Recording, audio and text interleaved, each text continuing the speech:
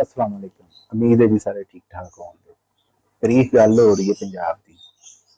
पंजाब की डग पुराने बार बार गल्लां करन दा कोई नहीं। अगर किसी ने हुण सानूं कीता साडीआं पहलियां वीडियो जिहड़ियां ने वो वेखे सुने उन्होंने, अगर उन्होंने कोई ते असी आरिया जदों इत्थे हिजरत करके आ गए ते उन्होंने नाल लैके आए लोया जी आयरन।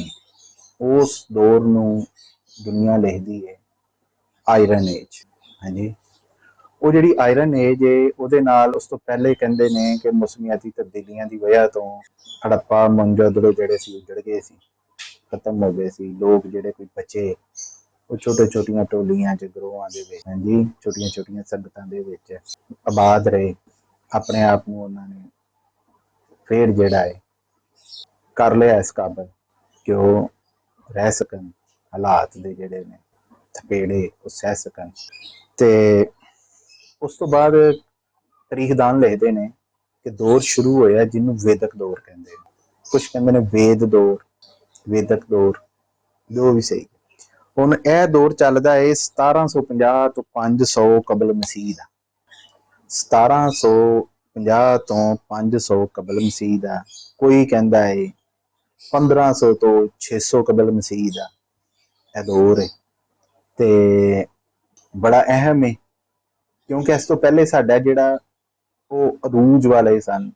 ਦੁਨੀਆ ਦੇ ਵੱਡੇ ਸ਼ਹਿਰ ਜਿਹੜੇ ਸਨ ਸਾਡੇ ਹੜੱਪਾ ਤੇ ਮੋਹਨਜੋਦੜੋ ਉੱਜੜ ਚੁੱਕੇ ਸਨ ਤੇ ਲੋਕਾਂ ਨੇ ਹੌਲੀ ਹੌਲੀ ਆਪਣੇ ਆਪ ਨੂੰ ਸਰਵਾਈਵ ਕੀਤਾ, ਜ਼ਿੰਦਾ ਰਹੇ, ਫੇਰ ਇਕੱਠੇ ਹੋਏ। ਤੇ ਇਹ ਜਿਹੜੀ ਤਰੀਖ ਹੈ ਨਾ ਇਹ ਪੁਰਾਣੀ ਕਿਤਾਬ ਦੀਆਂ ਵੇਦਾਂ ਦੇ ਉੱਤੇ ਜਿਹੜਾ ਨਾ ਬੁਨਿਆਦ ਕਰਦੀ ਹੈ। ਉਹਦੇ ਵਿੱਚ ਇਹਦੀਆਂ ਗੱਲਾਂ ਨੇ ਤੇ ਇਹਨੂੰ ਵੇਦਕ ਤਹਿਜ਼ੀਬ ਕਿਹਾ ਜਾਂਦਾ ਹੈ। ਤੇ ਵੇਦਕ ਦੌਰ ਨੂੰ ਦੋ ਵੱਡਿਆਂ ਹਿੱਸਿਆਂ ਦੇ ਵਿੱਚ ਜਿਹੜਾ ਨਾ ਰੱਖਿਆ ਜਾਂਦਾ ਹੈ, ਲਿਖਿਆ ਜਾਂਦਾ ਹੈ। ਲਿਖਾਰੀ ਲਿਖਦੇ ਨੇ ਇੱਕ ਰਘੂ ਵੇਦਕ ਦੌਰ ਹੈ, ਉਹ ਕਹਿੰਦੇ ਨੇ ਜੀ 1500 ਤੋਂ 1000 ਕਬਲ ਮਸੀਹ ਤੱਕ ਜਿਹੜਾ ਹੈ ਨਾ ਇਹ ਰਿਹਾ, ਯਾਨੀ ਕਿ 500 ਸਾਲ ਤੱਕ।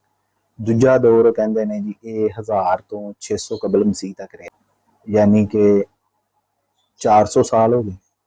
ਹੁਣ ਰਘੂ ਵੇਦਕ ਜਿਹੜਾ ਸੀ, ਰਘੂ ਵੇਦਕ ਦੇ ਦੌਰ ਦੇ ਵਿੱਚ ਆਰੀਆ ਜਿਹੜੇ ਸਨ ਨਾ ਇਹ ਸਪਤ ਸਿੰਧ ਦੇ ਇਲਾਕੇ 'ਚ ਰਹਿੰਦੇ ਸਨ। ਹਾਂਜੀ, 7 ਦਰਿਆਵਾਂ ਦੇ ਵਿੱਚ ਰਹਿੰਦੇ। ਉਹੀ ਗੱਲ ਆ ਜੀ, ਪੰਜਾਬ ਹੀ ਏ ਤੇ ਇਸ ਲਈ ਇਹਨੂੰ ਮਿਲਿਆ, ਐਵੇਂ ਨਹੀਂ ਮਿਲਿਆ। ਤੇ ਉਹਨੇ ਲਿਖਿਆ ਜੀ ਇਹ ਪੰਜਾਬ ਦਾ ਇਲਾਕਾ ਸੀ ਤੇ ਹਰਿਆਣਾ ਦਾ ਇਲਾਕਾ ਸੀ। ਲਿਖਣ ਵਾਲਾ ਲਿਖਦਾ ਤੇ ਉਹਨੇ ਫਿਰ ਅੱਗੇ ਫਿਰ ਲਿਖ ਦਿੱਤਾ, ਕਹਿੰਦਾ ਜੀ ਰਗਵੇਦਕ ਜਿਹੜਾ ਇਹਦੇ 'ਚ 40 ਨਹਿਰਾਂ ਸਨ। ਹਮੂਤ, ਨਵਾਂ, ਹਿਮਾਲਿਆ, ਇਹਦਾ ਤਰਕੋਤਾ ਪਹਾੜ ਵੀ ਇਹਦੇ 'ਚ ਸੀ ਮੌਜੂਦ, ਹਿੰਦੂਕਸ਼ ਪਹਾੜ, ਗੰਗਾ ਨਦੀ ਤੇ ਗੰਗਾ ਦਰਿਆ ਦਾ ਵੀ ਇਹਦੇ 'ਚ ਜ਼ਿਕਰ ਹੈ। ਜਮਨਾ ਨਦੀ ਦਾ ਇਹਦੇ 'ਚ 3 ਵਾਰੀ ਜਿਹੜਾ ਹੈ ਨਾ ਰਘੂਵੇਦਕ ਦੇ ਵਿੱਚ ਕਿਤਾਬ ਹੈ ਨਾ ਰਘੂਵੇਦਕ, ਰਗਵੇਦ ਕਿਤਾਬ ਹੈ, ਉਹਦੇ 'ਚ ਜੀ 3 ਵਾਰੀ ਜ਼ਿਕਰ ਹੈ ਜੀ। ਹਾਏ ਹੁਣ ਜਿਹੜੀ ਮੇਨ ਗੱਲ ਹੈ ਉਹਦੇ ਤੇ ਆਨੇ ਆ। ਫਿਰ ਜ਼ਿਕਰ ਹੋਇਆ ਹੈ ਕਿ ਰਾਵੀ ਦੇ ਕਿਨਾਰੇ ਤਾਸ਼ਰਾ ਜੰਗ ਸਦਾਸ ਤੇ ਦਬੂਦਾਸ ਦੇ ਦਰਮਿਆਨ ਹੋਈ ਸੀ। ਹਾਂਜੀ, ਇਹ ਜਿਹੜੀ ਜੰਗ ਲੜੀ ਗਈ ਹੈ ਕਿੱਥੇ ਹੋਈ ਹੈ? ਰਾਵੀ ਦੇ ਕਿਨਾਰੇ। ਤੇ ਰਾਵੀ ਕਿੱਥੇ ਹੈ? ਪੰਜਾਬ 'ਚ। ਇਹ ਉਹ ਦਰਿਆ ਵੀ ਇਧਰੋਂ ਗਿਨੋ ਪੰਜਾਬ ਦੇ ਤੇ ਤੀਜਾ ਨੰਬਰ ਹੈ ਇਹਦਾ। ਹਾਂਜੀ, ਜੇਹਲਮ ਚਨਾਬ ਰਾਵੀ ਤੀਜਾ ਹੈ, ਬਿਆਸ ਸਤਲੁਜ ਤੀਜਾ ਰਾਵੀ। ਤੇ ਇਸ ਲਈ ਇਹ ਵੇਦਕ ਦੌਰ ਨੂੰ ਪੰਜਾਬ ਨਾਲ ਰਿਲੇਟ ਕਰਨ ਦਾ ਇਹੀ ਮਕਸਦ ਹੈ। ਗੱਲ ਸਮਝ ਆ ਗਈ? ਤੇ ਇਹ ਜਿਹੜੀ ਜੰਗ ਹੋਈ ਸੀ ਇਹਦੀ ਅਸੀਂ ਗੱਲ ਕਰਾਂਗੇ। ਮੈਂ ਪਹਿਲੇ ਕਿਹਾ ਸੀ ਕਿ ਜੰਗਾਂ ਦਾ ਜ਼ਿਕਰ ਨਹੀਂ ਮਿਲਦਾ, ਜਿੱਥੇ ਮਿਲੇਗਾ ਤੁਹਾਡਾ ਵੀਰ ਉਸ ਜੰਗ ਦਾ ਕਰੇਗਾ। ਲਿਖਣ ਵਾਲਿਆਂ ਨੇ ਲਿਖਿਆ 10 ਜੰਗਾਂ ਹੋਈਆਂ ਸੀ ਸਪਤ ਸਿੰਧ ਦੇ ਵਿੱਚ ਰਹਿੰਦੇ ਆਰੀਆਈਆਂ ਦੇ ਦਰਮਿਆਨ। ਇਹ ਦਰਮਿਆਨ ਸਿਰਫ ਆਰੀਆ ਹੀ ਨਹੀਂ ਸਨ, ਦਾਵੜ ਵੀ ਸਨ। ਕੋਈ ਕਹਿੰਦਾ ਇਹ ਦਾਵੜ ਸਨ। ਗੱਲ ਪਰਾਂ ਨੂੰ ਚਲੀ ਜਾਣੀ ਹੈ, ਇਸ ਲਈ ਉਹਦਾ ਅਸੀਂ ਨਹੀਂ ਜ਼ਿਕਰ ਕਰਦੇ। ਤੇ ਸਦਾਸ ਤੇ ਦੋ ਦਾਸ ਇਹਨਾਂ ਦੇ ਵਿੱਚ ਜੰਗ ਹੋਈ ਰਾਵੀ ਦੇ ਕਿਨਾਰੇ।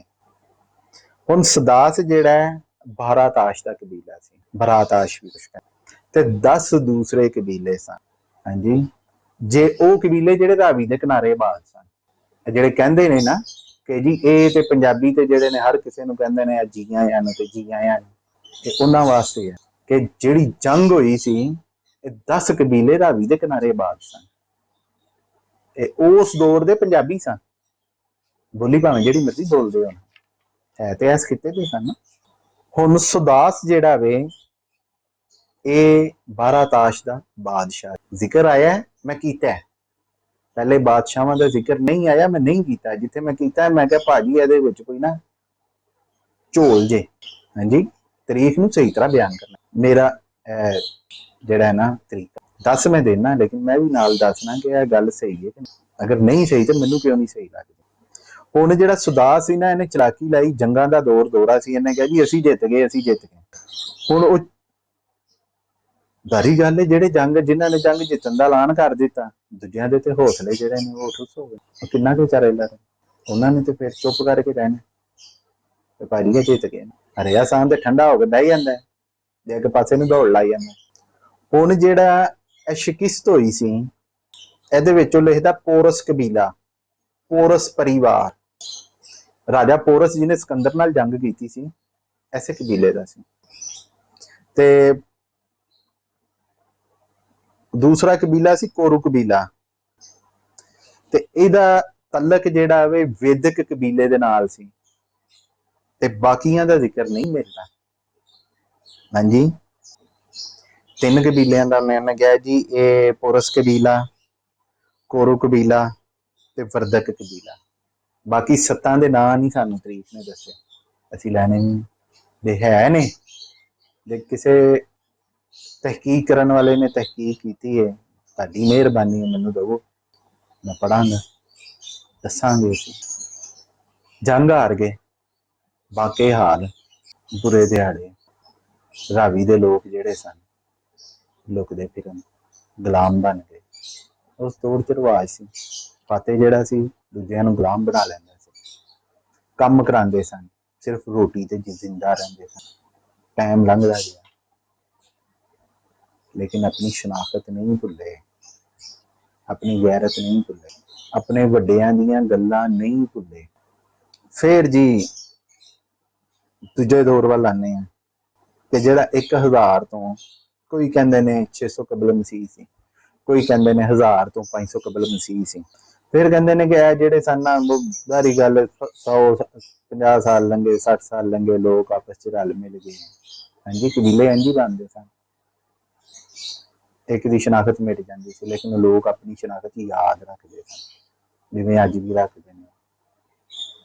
ਮੈਂ ਲਵਾਰ, ਦੂਜਾ ਕਹਿੰਦਾ ਮੈਂ ਮੋਚੀ, ਤੀਸਰਾ ਕਹਿੰਦਾ ਮੈਂ ਤੇਲੀ ਹਾਂ ਜੀ। ਨਵੀਂ ਵਿਸਾਖ ਆਈ, ਮਲਕ ਸਾਹਿਬ ਹੋ ਗਏ ਨੇ ਜੀ, ਮੁਗਲ ਸਾਹਿਬ ਆ ਗਏ ਨੇ ਜੀ, ਇਹ ਜੀ ਬਾਠ ਸਾਹਿਬ ਨੇ, ਇਹ ਢਿੱਲੂ ਸਾਹਿਬ ਨੇ। ਹਾਂਜੀ, ਇਹ ਤੇ ਫੇਰ ਅੱਗੇ ਜ਼ਾਤਾਂ ਬਣ ਗਈਆਂ ਨੇ, ਇਹਦੇ ਵੱਲ ਵੀ ਆ। ਕਬੀਲੇ ਉਦੋਂ ਆਪਣੇ ਕੰਮ ਨਾਲ ਪਹਿਚਾਨੇ ਜਾਂਦੇ ਸੀ। ਤੇ ਜਦੋਂ 1000 ਤੇ 500 ਦਾ ਦੌਰ ਆਇਆ, ਚਲੋ ਇਹਨੂੰ ਇਨਸ਼ਾਅੱਲਾ ਅਗਲੀ ਵੀਡੀਓ ਦੇ ਵਿੱਚ ਅਸੀਂ ਕਰਨੇ, ਉਦੋਂ ਤੱਕ ਇਜਾਜ਼ਤ ਦਿਓ। ਤੇ ਇਹ ਚੈਨਲ ਨੂੰ ਸਬਸਕ੍ਰਾਈਬ ਕਰੋ, ਬੈਲ ਆਈਕਨ ਪ੍ਰੈਸ ਕਰੋ, ਕਮੀ ਬੇਸ਼ੀ ਉਹ ਦੱਸੋ ਤਾਂ ਕਿ ਉਹ ਪੂਰੀ ਕੀਤੀ ਜਾ ਸਕੇ। ਤੇ ਯਾਰ ਬੁਰੇ ਕਮੈਂਟ ਨਾ ਕਰਿਆ ਕਰੋ, ਪੰਜਾਬੀ ਦੀ ਗੱਲ ਕਰਨ ਦੇ, ਸਮਝ ਤੇ ਗਈ ਹੋਊ।